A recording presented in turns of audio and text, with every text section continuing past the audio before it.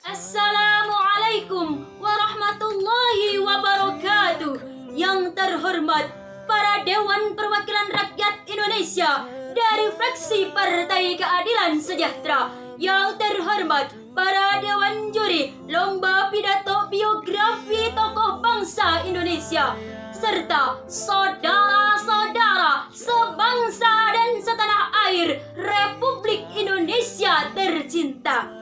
Puji syukur, marilah kita panjatkan kepada Allah Sang Maha Ghafur agar menjadi pribadi yang bersyukur, terhindar dari sifat kufur. Sang Maha Mulia tempat kita meminta, terutama meminta agar Indonesia menjadi negara yang aman, damai, sentosa selama-lamanya.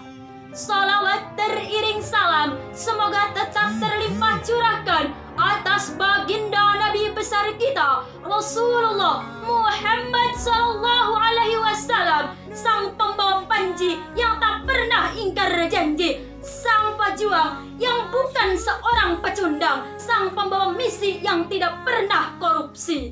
Indonesia merupakan negara kepulauan dari Sabang sampai Merauke.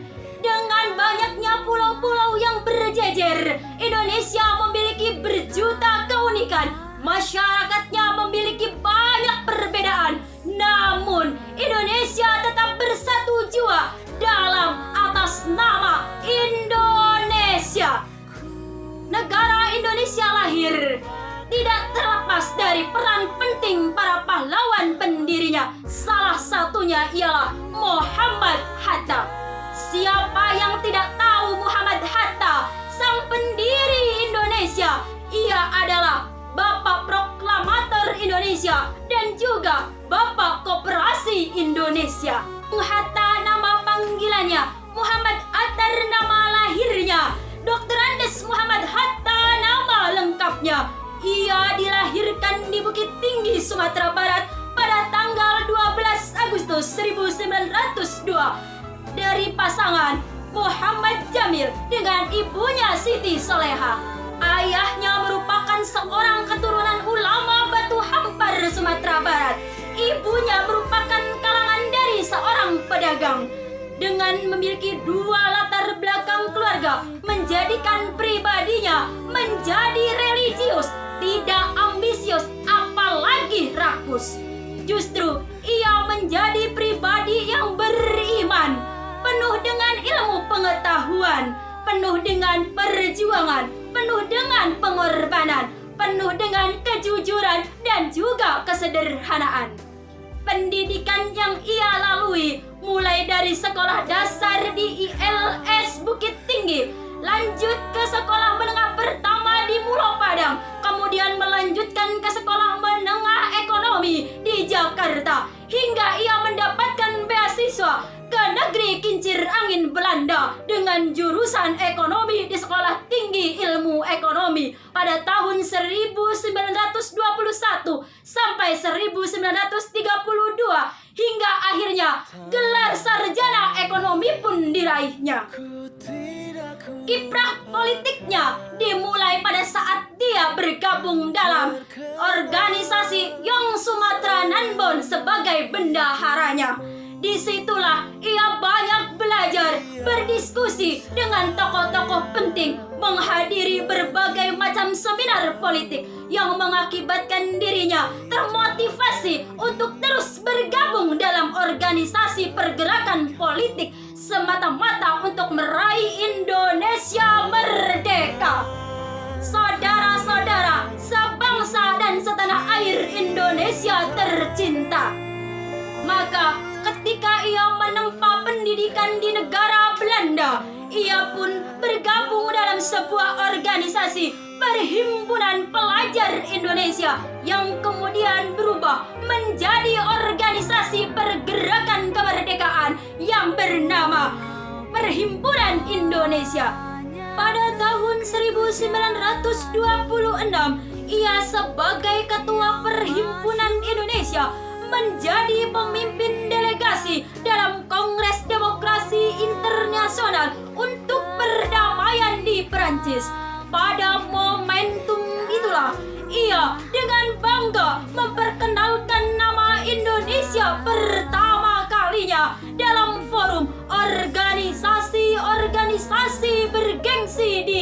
sekitarnya.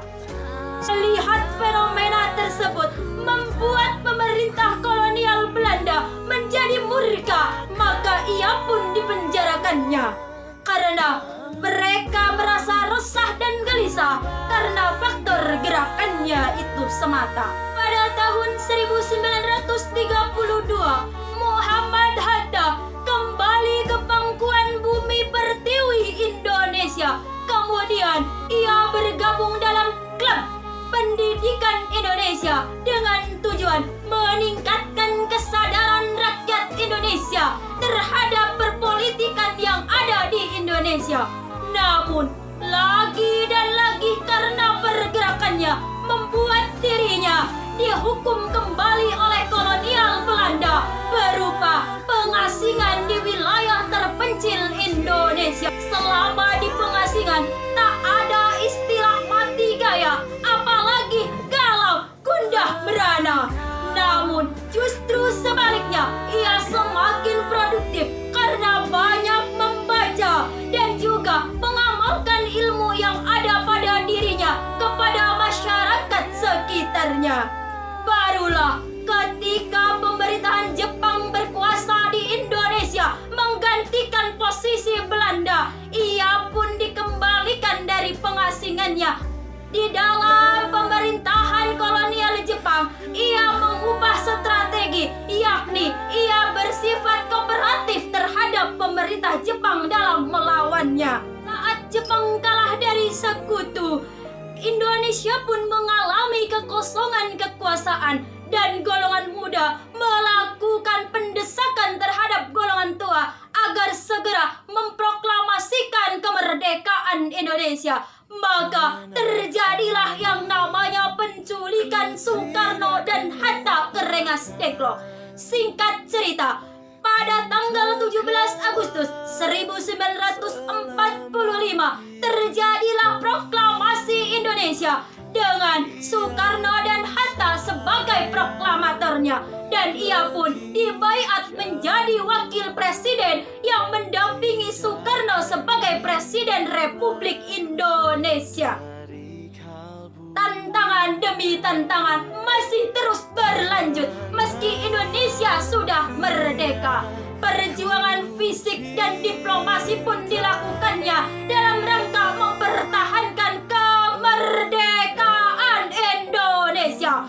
Muhammad Hatta tampil sebagai pejuang diplomasi, salah satunya dalam diplomasi konferensi meja bundar. Akibat dari adanya konferensi meja bundar yang mana Muhammad Hatta sebagai delegasinya, maka Indonesia diakui kedaulatan oleh Ratu Belanda. Ketika kemerdekaan Indonesia secara mutlak telah diraihnya, Muhammad Hatta selalu aktif dalam gerakan koperasi yang dicita-citakannya. Maka pada tahun 1951 ia pun dinobatkan sebagai Bapak Koperasi Indonesia. Namun pada tahun 1980 Indonesia berduka karena ia dipanggil ke pangkuan Allah Ta'ala. Banyak sekali karakter dari beliau yang patut kita teladani. Di antaranya, pertama, kesetiaan dan juga pengabdian, bahkan kecintaannya terhadap Indonesia dapat kita lihat dari pengabdiannya dalam ikrar janjinya, yakni dia tidak akan pernah menikah sebelum Indonesia merdeka. Selanjutnya, kejujurannya. Ia seseorang yang tidak pernah, bahkan anti